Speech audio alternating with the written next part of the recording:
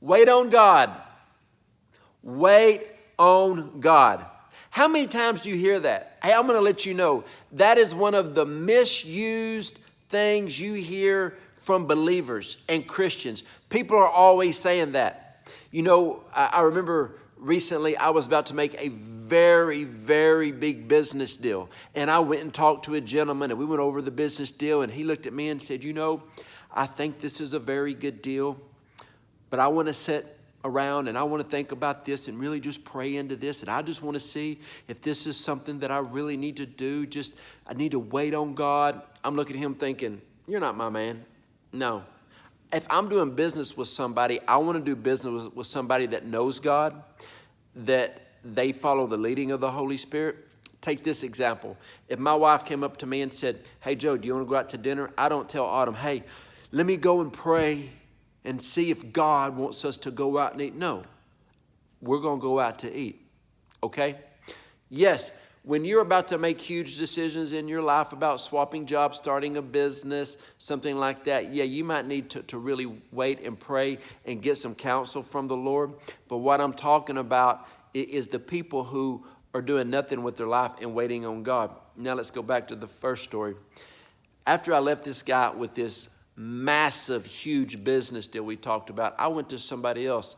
I sat down and talked with them. Within the first 10 minutes of the conversation, this person looked at me and said, I'm in. I said, you're in? They're like, I'm in. I know this is a good business deal. I know a good business deal when it comes across my desk because I'm prepared.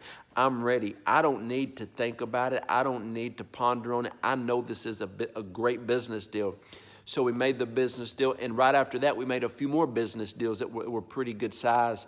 And about 6 months later, the first guy came back and said, you know, I've really been praying and pondering and thinking about this, and I really know that you and your wife are people of character and integrity with great credit scores and all blah, blah, blah, and all this, and I think I want to embark on that. I said, excuse me, I found somebody who said yes in 10 minutes. It took you 6 months to think about something that somebody, it took 10 minutes and they're thriving in life. When you get around the right people, when you get around people who are thriving in life and marriage and business and stuff, they don't have to sit around and ponder and wait because they know the Lord. I've sat with some great entrepreneurs and they said when somebody presents a great business idea, they know within the first 3 minutes of the business deal if they're going to say yes or no. And they say they very rarely make a bad decision. But if they ponder the idea for a few days and count all the costs, they usually make a wrong decision. When you are led by Holy Spirit, you will know his voice. This is what I don't understand about believers. They say they know God and they say they know the Holy Spirit. But do they realize that the scripture says that he is a friend that sticks closer than a brother? He'll never leave you or forsake you. If you really know him, you should be able to ask him a question and get an answer and move on it. The people that I know in my life that ponder and wait on everything, they don't have anything. They're not doing anything for God. They're in poverty. Some people are turning this video off. This video is not for them, it's for you. But I know people who know God and they step into situations by being led by the Holy Spirit. I remember one time I was a younger man and I was really prayed up. Here's the thing.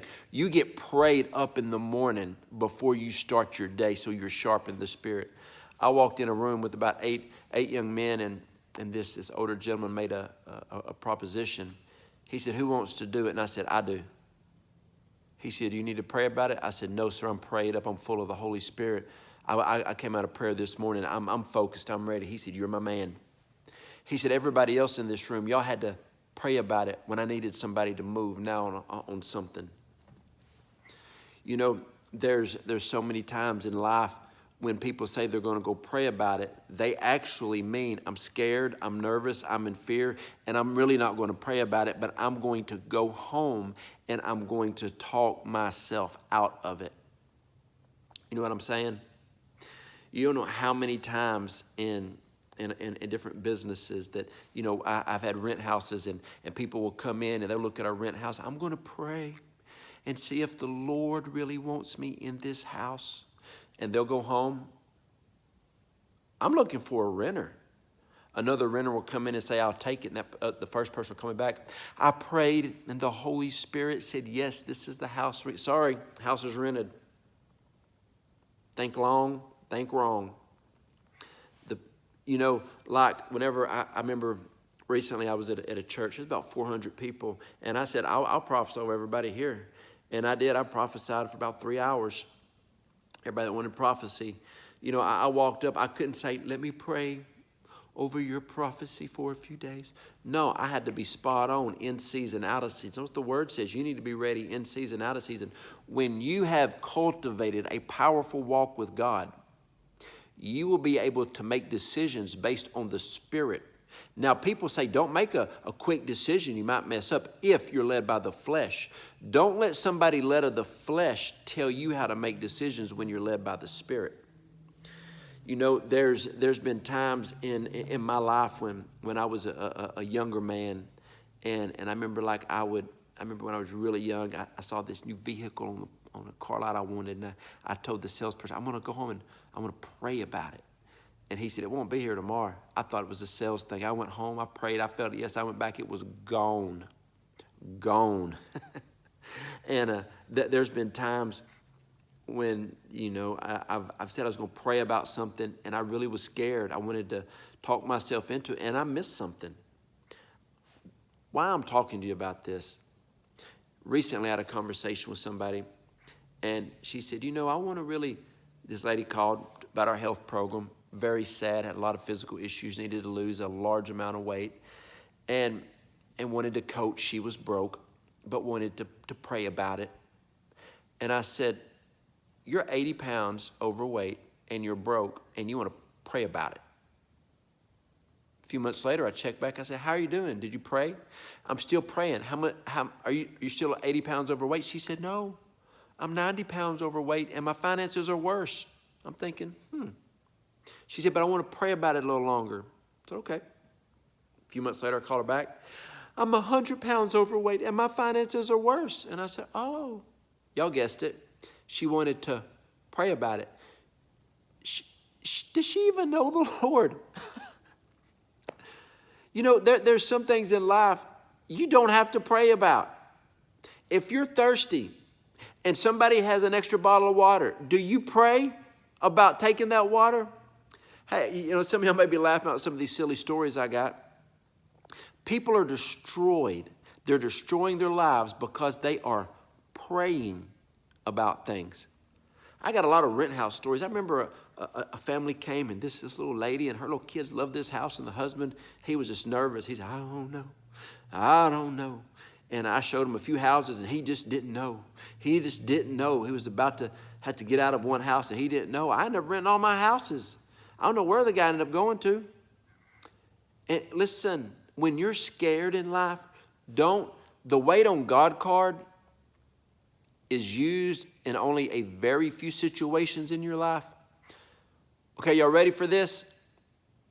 When you get yourself ready and you stay ready, you don't have to get ready for what's coming. I build myself up in my most holy faith, like the Bible says. And when I come out of the prayer room, I say, God, I'm going to have an amazing day. I'm going to get blessed, and I'm going to be a blessing. I'm going to encourage people. They're going to encourage me. I'm going to give life-changing opportunities to people, and I'm going to have life-giving opportunities that will radically change my life come towards me. They're going to just come towards me. I know they are, and I'm going to be ready. And you know what? When they come, I don't have to sit around because I know Holy Spirit, and Holy Spirit will say, yes, this is me. Go in that direction. I don't have to sit around and go, oh, Lord. I know God. When my wife and I are talking, I don't have to just sit around and wait. I know her voice. We're back and forth communication. That's how you should be with God. I want you to look at yourself and see the reason, the way that you are, and the reason that you're there is probably because you may not know the Lord as much as you think you know the Lord. Is that straightforward? I love you. I'm trying to help you. I'm tired of talking to people about, well, let me pray about it. I can't tell how many people say, hey, I got this huge job offer to me. Pray with me. And I said, yeah, I'll pray with you. Hear God and make a quick decision. And they messaged back, they already filled the job. Of course they did. What, you think the world revolves around you? No, it revolves around God. When God has an opportunity and it's offered to you, He needs that opportunity filled. Jump on that opportunity when it's before you. Make sure it's God. Listen, here's what happens. When something is an opportunity, people have to wait on God, which means they know they're not right with God. They got to run, try to get right with God to make sure they hear properly. The people that are prospering in this hour, I tell you what, I had this lady call me recently, talk about a health coaching program, coaching. She said, let me pray, let me wait on God. I said, okay. 3 months later, she called me back, said, I want to talk about the program and coaching again. We talked a little bit. I just said, ma'am, you seem like a very kind lady. I'm not going to offer you my program or coaching again. I can't deal with people like you that can't make a decision with the Lord. She said, what? I said, you're talking yourself out of it. You probably wouldn't be a very good coach. I'm looking for people who are ready to change their life. I'm looking for people who are ready to change their future physically and financially.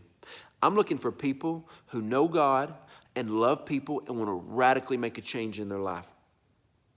When I got people that want to join our ministry network, I'll start running with them. And if they start backing up on things, I'm like, look, this is probably not a good alignment. I'm full forward, moving fast, full throttle, changing lives, helping people fulfill their destiny. And the people have to, listen, here's the thing. I spend usually at least a few hours a day in prayer. And if I have a huge decision, like what land to buy, I tell you what, I was talking to you. My wife and I looked at this house. It's a real nice neighborhood. And it sold, and this young man, I know, he weighed me down. And I said, man, I love this neighborhood. And I said, I tell you what, I'd like, there's only like a few lots in this neighborhood. I like that house, the house that was for sale. And he said, man, no, it was a good house. I said, I wish I knew who owned that lot right there. I want to buy that lot. I would love to buy that lot. He looked at me and smiled. He said, that's my lot. And we agreed on a price in just a few minutes, and I said, I'll take it. That's where my wife's dream home is at. Just put a sign up. I knew that lot wouldn't last.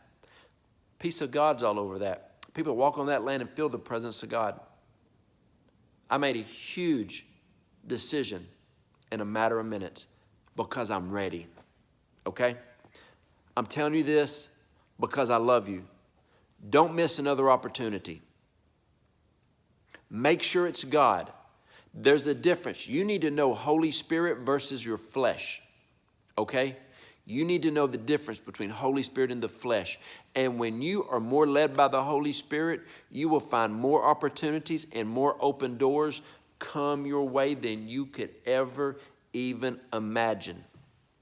Recently, I had 3 huge ministry doors open before me. The first one was massive. They offered it to me, and I said, no, thank you. Holy Spirit said no. They're like, are you joking me? I said, no, I don't want it. The second door, immediately I said, I'll accept it. They said, you need to pray about it? I said, I'm prayed up. Third one, very amazing ministry door. I said, can't take it. I don't have the capacity right now to take on anything else. I got too many things that are exploding. I want to honor you and honor my time and my family. I can't take it. They're like, people would do anything to get this door. I said, it's not mine. It's not my door. Thank you, but it's not mine. You know what? When you know Holy Spirit, you can operate like that, and that's what I want you to do. I want to pray for you. Go to my website, jojoedawson.net. Go to the Contact Connect button. Hit that button, okay? I want to pray for you because I want to see you be successful. And next time you get ready to say, oh, I'm going to wait on the Lord, make sure you really need to hear the word from the Lord, and it's not because you're scared or nervous, because the opportunity will pass you by.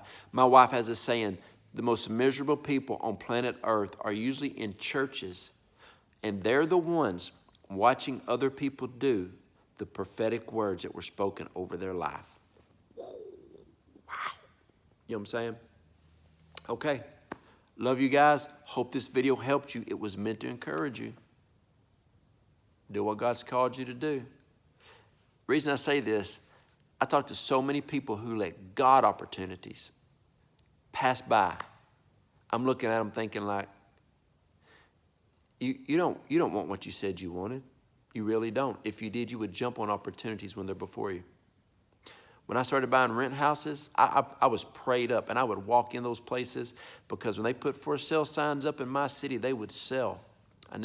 I can say I never made a house. I never bought a house that I shouldn't have bought. There's some nice looking houses I passed on, and I thank God I passed on them. And, you know, I bought some that weren't that pretty, but they worked out good because I was full of the Lord. Be full of the Holy Spirit, and He'll guide you and lead you. Love you guys.